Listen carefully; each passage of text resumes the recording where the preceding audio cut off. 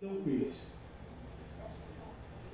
Abra as Bíblias, por favor, no Evangelho de João. Estamos numa série de mensagens pelas manhãs, cujo título se chama Quem é Jesus? Exposições no Evangelho de João.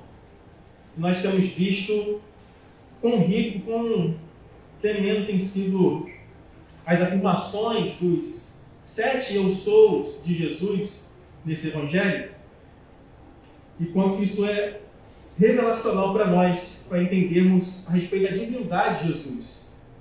E por que João escreveu com tamanha propriedade ao descrever no seu Evangelho a respeito dessas afirmações poderosas a respeito da pessoa bendita de Jesus Cristo. Hoje é a quarta mensagem, no total de 7, falando sobre o eu sou de Jesus. Já vimos sobre eu sou o pão da vida, que foi o primeiro. Eu sou a luz do mundo. Na semana passada nós meditamos sobre eu sou a porta das ovelhas. E hoje, dando continuidade, eu sou o bom pastor. Na semana que vem, querendo Deus, vamos continuar falando sobre eu sou a ressurreição e a vida. Depois eu sou o caminho, a verdade e a vida. E iremos encerrar com eu sou a videira verdadeira, querendo o nosso bom Deus. João 10, verso 11 a 18. Todo mundo com a sua Bíblia aberta, pode deixar ela aí aberta. Nós vamos caminhar para alguns textos. João 10, do verso 11 ao verso 18. Diz assim a palavra de Deus: Eu sou o bom pastor. O bom pastor dá a vida pelas ovelhas. O mercenário, que não é pastor, a quem não pertencem as ovelhas, vê vir o lobo, abandona as ovelhas e foge.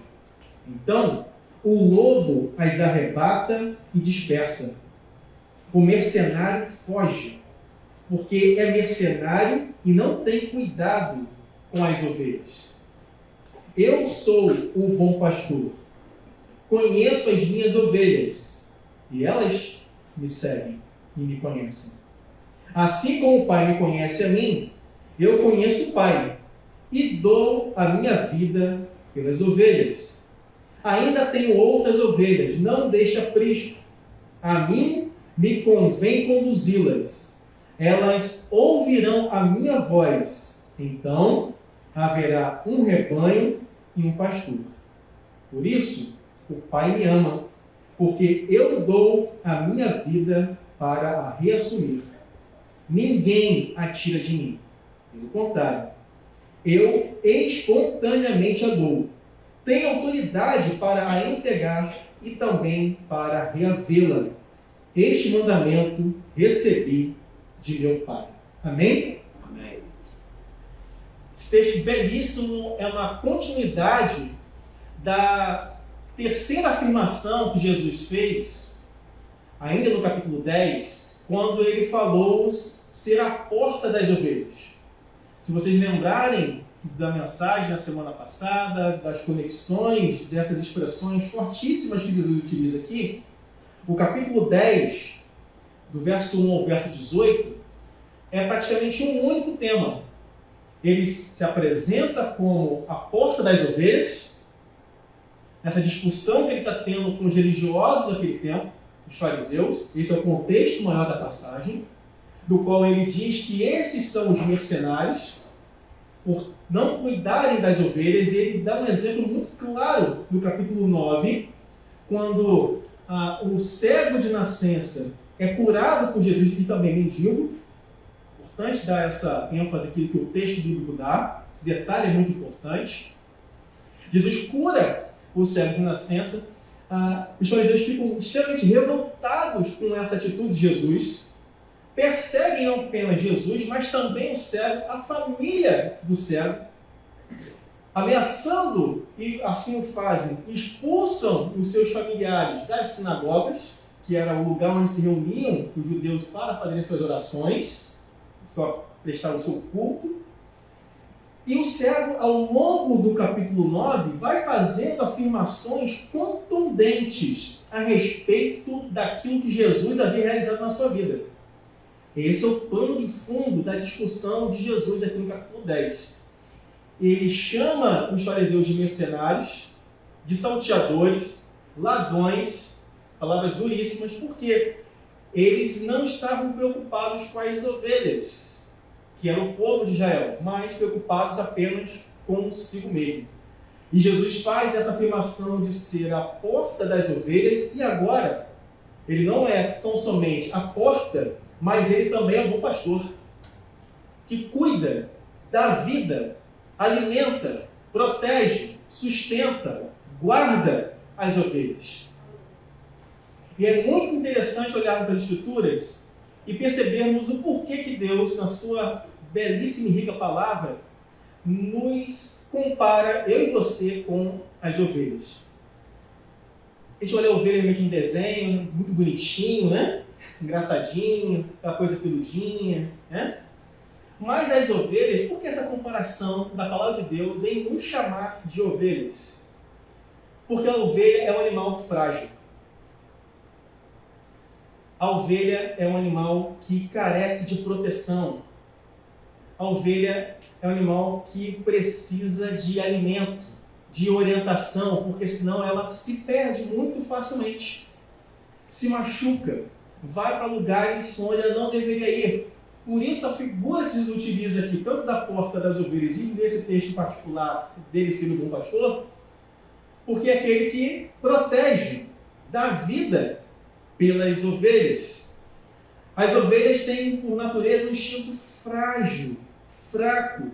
Ela não tem capacidade de se defender dos seus inimigos. Por isso que o lobo vem, ataca e as despedaça muito facilmente. Por isso a figura do pastor, nesse texto, Jesus se coloca. Nós, como ovelhas do Senhor, somos frágeis. Precisamos do pastor para sermos protegidos, guardados, alimentados constantemente nas nossas vidas. Para então compensar essa debilidade que nós, como ovelhas, temos, Deus, na sua infinita bondade ao criar esse animal, olha só que coisa curiosa. A ovelha, ela não enxerga bem, mas ela ouve muito bem. E é pela audição que ela conhece a voz do seu pastor.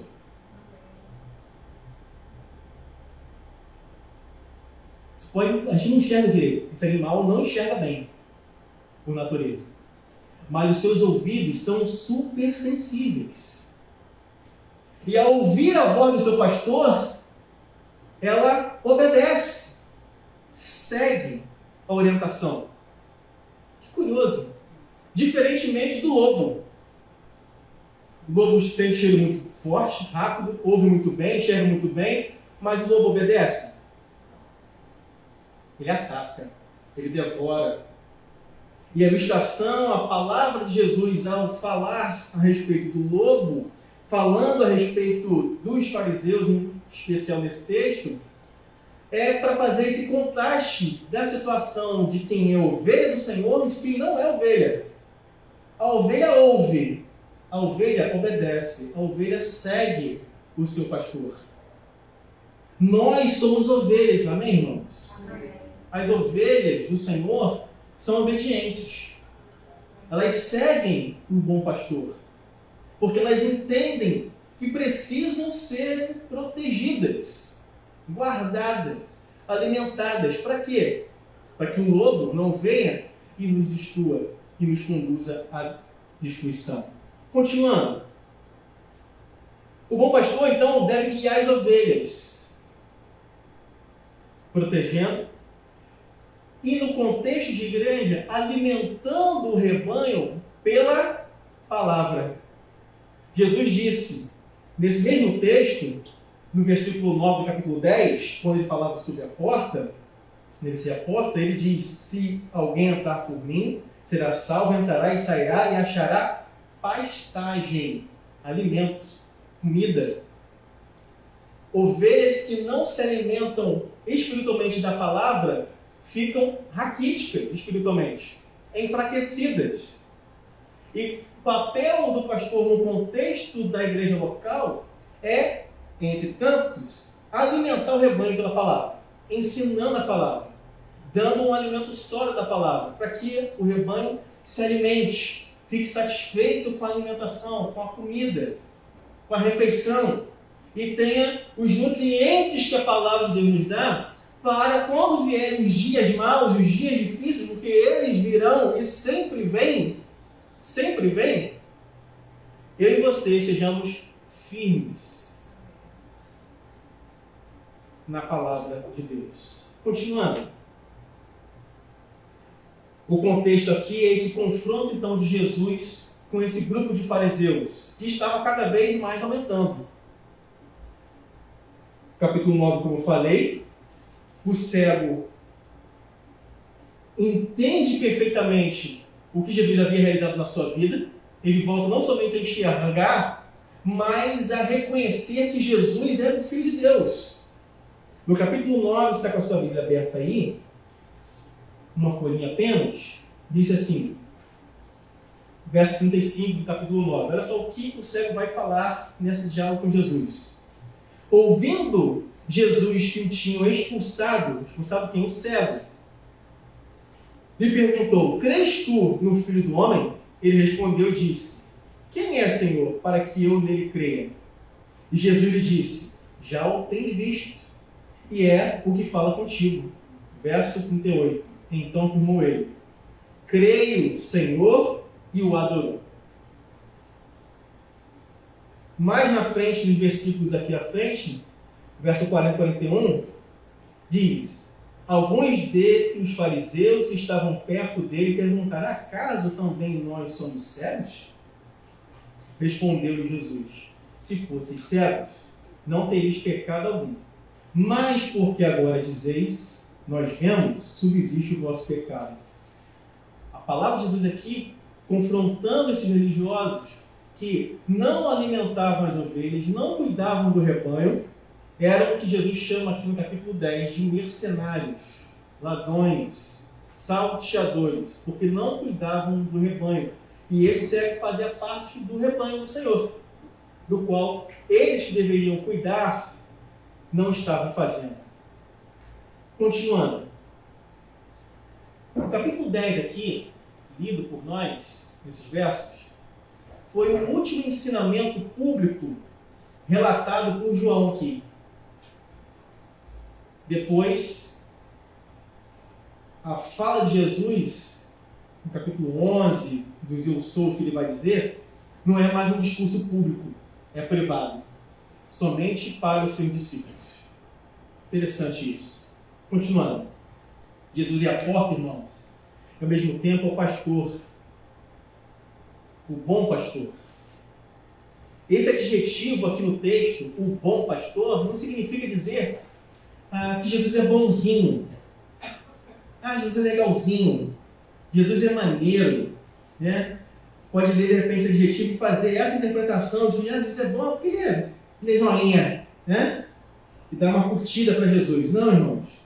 A ideia de dizer no texto que ele é o bom pastor é que ele é o único e verdadeiramente bom.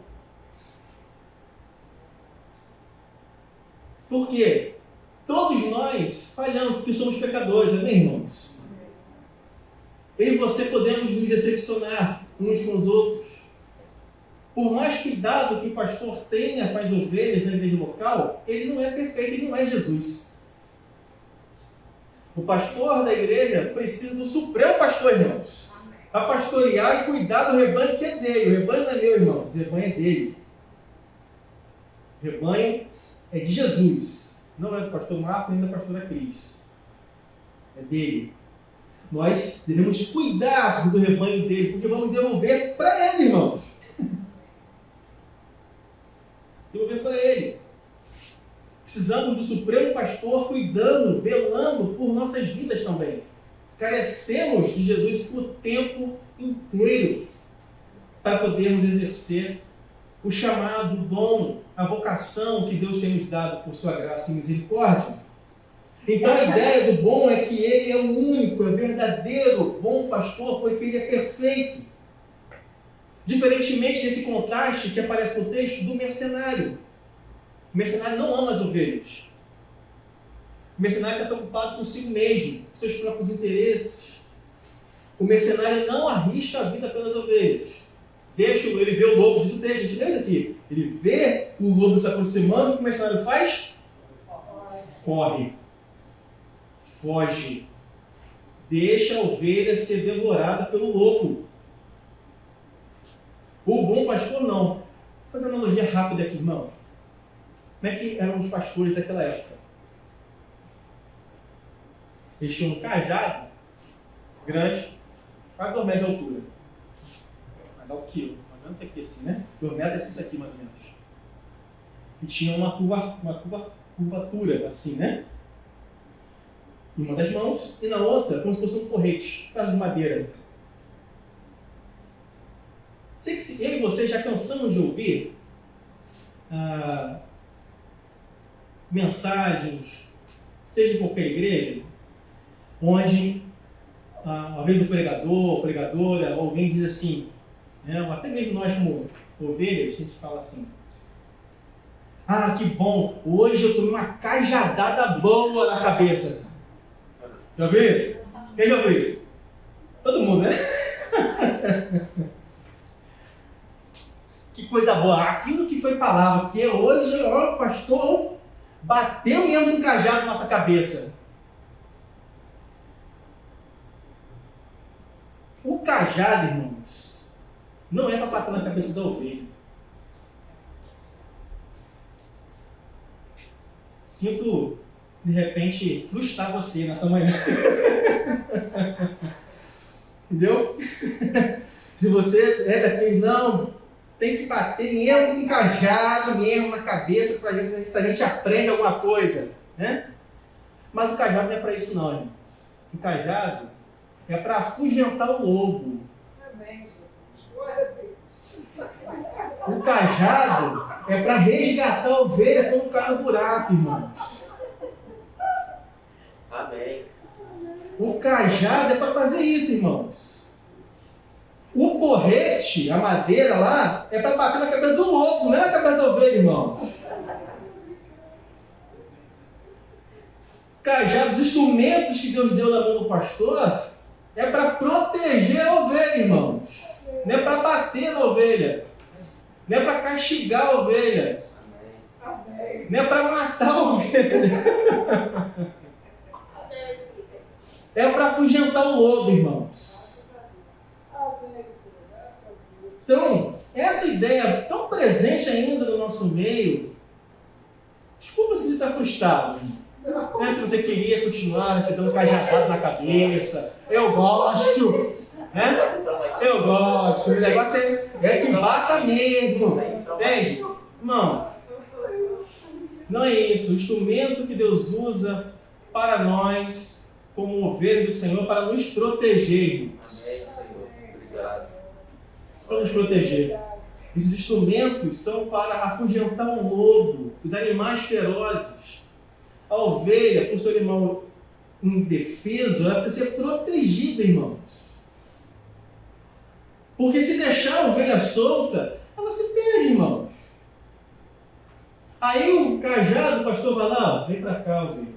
Vem para lá não. Ali tem um buraco, você não enxerga direito, você vai cair no buraco, você vai cair na lama, cheio de espinho. Vem, está perto. Por isso que Deus usa esses elementos, instrumentos para cuidar do seu povo. Nós somos e precisamos ser alimentados pela palavra, irmãos. É isso que faz com que a ovelha fique forte. Não é bater com o cajado na cabeça da ovelha. Dar paulada em cima. Jogar a ovelha longe. Quem fazia isso no texto é os mercenários, irmãos. Eram salteadores. Porque só queriam o quê? A gordura das ovelhas. O pelo das ovelhas. Esse era o interesse dos mercenários no texto, do qual Jesus está duramente criticando. E esse elemento é muito conhecido, porque eles já haviam recebido isso desde o Antigo Testamento, o Salmo 23, ao Salmo do Bom Pastor, irmãos. Já conheciam esse texto. Ezequiel 34 fala da figura dos pastores. Leia depois em casa com calma. Ezequiel 34 todinho. Era uma linguagem conhecida. Então Jesus está utilizando esses elementos bíblicos para ilustrar uma verdade espiritual grandiosa para nós. Os mercenários deixam as ovelhas serem devoradas, espalhadas pelo lobo. Jesus não podia ter escolhido a melhor figura do que a do mercenário, que eram os fariseus nesse texto aqui, que não tinham demonstrado nenhum interesse por aquele paralítico do tanque de Betesda, do Evangelho de João, capítulo 5. O mesmo grupo de sempre. No mesmo Evangelho, vocês observaram esse grupo religioso agindo com misericórdia, com amor, com a mulher que foi encontrada em adultério, no capítulo 8? Como é que eles agiram? Perversamente. E no capítulo 9, o cego de nascença, a mesma coisa. Esses são os mercenários. Jesus é o bom pastor. Esses não se comportavam como os pastores deveriam se comportar. O texto vai na frente, no capítulo 11 de João, abre lá, João 11, verso 47 e 48. Diz assim, olha só como é que os fariseus agiam. Por isso eles não eram bons pastores, eram mercenários e salteadores. João 11, 47 e 48. Então, os principais sacerdotes e os fariseus convocaram o Sinédrio, a autoridade religiosa da época, e disseram, o que estamos fazendo, uma vez que este homem opera muitos sinais? Falando de Jesus. Se o deixarmos assim, todos crerão nele. Depois virão os romanos e tomarão não só o nosso lugar, mas a própria nação. Estavam preocupados com o povo, irmão? Queriam salvar a própria pele deles. Essa é a atitude do mercenário. Não se preocupa com as ovelhas, mas apenas com o que as ovelhas podem lhes oferecer. Podem tirar algum benefício. Jesus faz esse contraste em dizer ser o bom pastor. Os fariseus não se preocupavam com a salvação das ovelhas. Diferentemente de Jesus no texto, lá no capítulo 10, volta em uma folha, quando ele diz o bom pastor, dá a vida pelas ovelhas, irmãos. Jesus deu a sua vida pelas ovelhas. E pelas ovelhas somente, irmãos. Só pelas ovelhas. A palavra pelas, nesse texto aqui, mostra não uma troca, simplesmente. A vida do pastor em troca da vida das ovelhas, mas o bom pastor deu a vida em favor das ovelhas, irmãos. Jesus nos substituiu na cruz, irmãos. Ele deu o lugar que eu e você merecíamos, ele foi para a cruz, foi para o madeiro, irmãos. Por isso que eu e você temos vida, e no texto da semana passada, vida em abundância. Vida em abundância não é ter dinheiro não, irmãos. Tem andar de iate, carro importado, viajar para tudo quanto é lugar, bonito. Quantas pessoas eu e você conhecemos que têm isso tudo e são extremamente infelizes? Tiram sua própria vida. Vida em abundância, irmãos, é estar na presença de Deus. É conhecer a Deus e a sua palavra. É conhecer cada vez mais Jesus. Isso é vida em abundância. O salmista vai dizer que há satisfação ou prazer, plenitude, dependendo da tradução, de delícias na presença de Deus, Salmo 116. Perpetuamente. Isso é alegria, isso é abundância de vida. Tem alegria que somente Deus pode nos dar. Ele deu em favor, esse é o sentido da palavra. Jesus é o sacrifício dado em favor, em benefício das ovelhas. Sem o sacrifício de Jesus, nós, ovelhas, não seríamos beneficiadas pela obra redentiva, substitutiva, sacrificial, amorosa de Cristo na cruz do Calvário por nós. Ele deu o seu sangue, irmãos, para nos perdoar os pecados. Por isso ele é o bom pastor. E podemos confiar plenamente nele, irmãos. E descansar totalmente nas suas benditas e poderosas mãos. É para as ovelhas que ele deu a vida. Por aqueles que Jesus morreu, que foram dados pelo Pai. São seus filhos e filhas. São os crentes salvos em Cristo Jesus. Nós já lemos aqui esses textos, no capítulo 6, por exemplo. As ovelhas são as pessoas que atendem à voz de Jesus, que ouvem a voz de Jesus.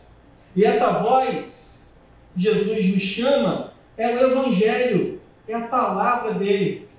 O apóstolo Paulo, em Romanos, vai dizer: como crerão se não há quem pregue? A fé vem pelo quê? Ouvir. Mas ouvir qualquer coisa, irmãos? Ouvir a palavra de Deus, irmãos. É pela palavra que eu e você um dia fomos chamados graciosamente pelo bom pastor. Estávamos como ovelhas desgarradas, andando cegamente, irmãos, perdidas, como ovelhas sem um pastor, caindo no buraco, caindo na lama, se sujando toda. É assim que você andávamos antes de Jesus, irmãos. Desgarrados, perdidos e perdidas nas trevas, na escuridão, no lamaçal do pecado. Mas Jesus, o bom pastor, foi com seu cajado, não foi para bater na minha, na sua cabeça, não, irmãos. Foi para nos resgatar. Foi para nos tirar de onde nós estávamos e trazer para a sua poderosa mão. No capítulo 10 ainda, de João, diz assim, verso 27 e 28, as minhas ovelhas ouvem a minha voz, eu as conheço e elas me seguem. Eu, disse Jesus, lhes dou a vida eterna, jamais perecerão e ninguém as arrebatará da minha mão. As ovelhas de Jesus, irmãos, nenhuma delas se perderá. Nenhuma, irmãos. Nenhuma ovelha de Jesus vai se perder. Nenhuma. Contou, tem 99, está faltando uma. Ele vai buscar, irmãos. Porque ele é um bom pastor, ele não é um mercenário. O mercenário deixa a ovelha morrer, irmãos.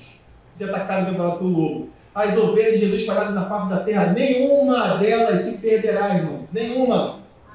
E quem garante isso? Jesus. Ele disse que das mãos dele ninguém pode arrebatar, pode tirar da mão dele, irmão. Porque todas as ovelhas ouvirão a voz de Jesus e crerão nele. Crerão nele. Continuando, caminhando para o final.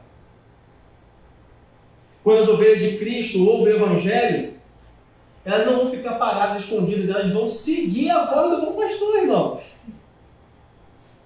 Por isso que no texto, no capítulo 10, quando Jesus vai falando das ovelhas ouvirem e não seguirem os mercenários, porque elas não reconhecem eles como bom pastor. A ovelha conhece a voz do seu pastor, irmão. Conhece. Ela não segue o estranho, diz o texto. Pode chamar, pode gritar, pode fazer desenho, pode dançar na frente da ovelha. A ovelha não vai, irmão. Agora, quando ela ouve a voz do seu pastor, ela vai. Ela obedece. Ela segue porque ela conhece a voz do seu pastor. Somente as ovelhas de Jesus crerão nele atenderão a voz de Cristo e seguirão. A fé, as obras de obediência são as marcas das ovelhas de Jesus. E eu e você, pela graça de Deus, somos ovelhas desse reino. Amém, irmãos? Amém. Pertencemos a esse aprisco. Amém. As ovelhas estão no aprisco e também espalhadas no mundo, como diz o verso 16. Ainda, no capítulo 10, tem outras ovelhas, não deste aprisco, aqui, de Jerusalém, onde Jesus estava.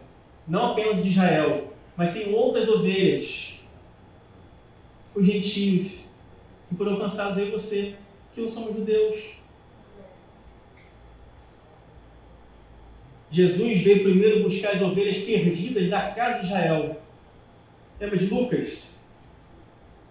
Capítulo 19? Quando ele chegou de salvação nessa casa, de Zaqueu, publicano, essa uma ovelha, diz o texto, que estava perdida na casa de Israel. Mas agora foi achada. Por quem? Por Jesus, irmãos. Jesus veio primeiro resgatar as ovelhas perdidas da casa de Israel. Mas ele tinha outras ovelhas, como tem. Ovelhas espalhadas no mundo inteiro. Deus está chamando para si povos, como diz Apocalipse, capítulo 5, de todas as tribos, línguas e nações, etnias, irmãos. Está juntando todos, povos, línguas, tribos e nações, para serem rebanho de um só pastor. O supremo pastor.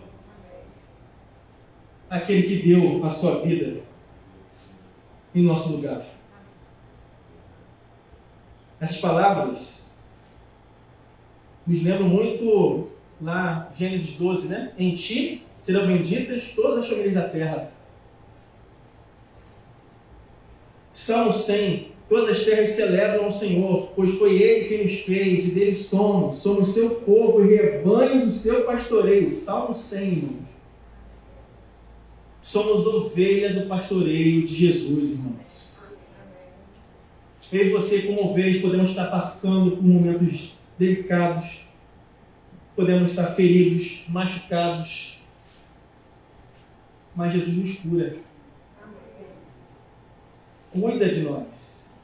Tu estás com a sua mão poderosa, nos resgata.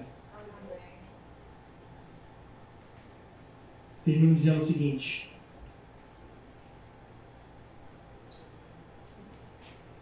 Verso 17 e 18.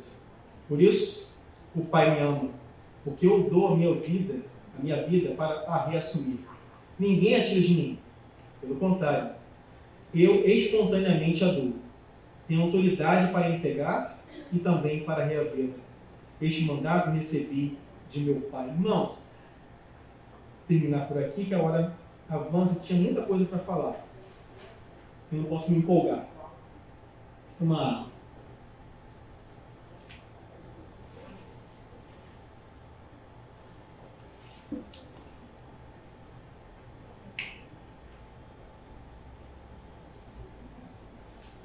O Evangelho de João é o melhor evangelho para a gente entender a doutrina da Trindade, Pai, o Filho e o Espírito Santo. Eles aparecem claramente aqui, essas três pessoas.